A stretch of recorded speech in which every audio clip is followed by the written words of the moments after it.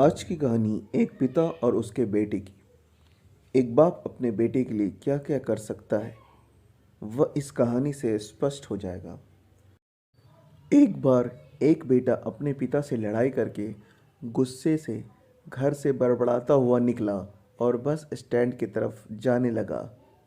वह मन ही मन में बोल रहा था कि पता नहीं कितने पैसे छुपा के रखें, लेकिन मेरे लिए एक बाइक नहीं ले सकते।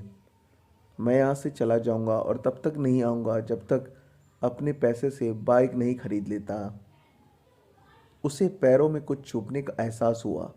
नीचे देखा तो उसने पाया कि जल्दबाजी में उसने अपने पापा के जूते पहने हुए हैं। उस जूते में कील उभरी हुई थी जो बार बार उसके पैरों में घाव कर रही थी। लेकिन उस समय गुस्सा ज़्यादा था, इसलिए वह आगे बढ़ता चला गया। फिर उसे याद आया कि वह पापा का पर्स भी साथ लेकर आ गया है। तो उसके दिमाग में आया कि क्यों ना आज अपने पापा का पर्स चेक किया जाए, जिसे आज तक उसके पिता ने किसी को हाथ तक लगाने नहीं दिया।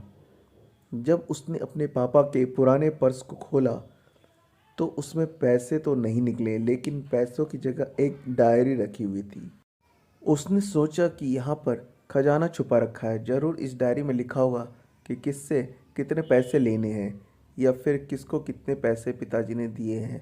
लेकिन वह गलत था। जब उसने उस डायरी को खोला तो पहले पन्ने पर वहाँ पर लिखा था, वह थोड़ा अजीब था। डायरी के पहले पन्ने पर लिखा था, उसे पढ़ने के बाद उसके चेहरे पर जो हाव भाव था वे गायब हो चुके थे, क्योंकि डायरी में वैसा कुछ नहीं लिखा था जिसकी उसने उम्मीद की थी। फिर जो भी सोच रहा था, उस डायरी में पैसों का हिसाब लिखा हुआ था जो अलग अलग कामों के लिए अलग अलग लोगों से उधार लिए गए थे। उस सूची में कंप्यूटर के पैसे लिए हुए थे, जो कि इस प्रकार लिखा हुआ था, 50,000 बेटे के कंप्यूटर के लिए। वो वही कंप्यूटर था जिसे वह आज तक इस्तेमाल करता आ रहा है। लेकिन उस बेटे को ये नहीं पता था कि उस कंप्यूटर को खरीदने के लिए पैसे कहाँ से आए थे। अब उसके बेटे से गुस्सा एकदम गायब हो गया था। अब उसके मन में कोई गिला शिकवा नहीं बचा था। आंखों से आंसू आ गए। उसे कुछ समझ नहीं आ रहा था कि वह क्यों रो रहा है। अब वह जल्दी से घर जा रहा था। जूते में लगी कील अब तक उसके पैरों में घाव कर चुकी थी।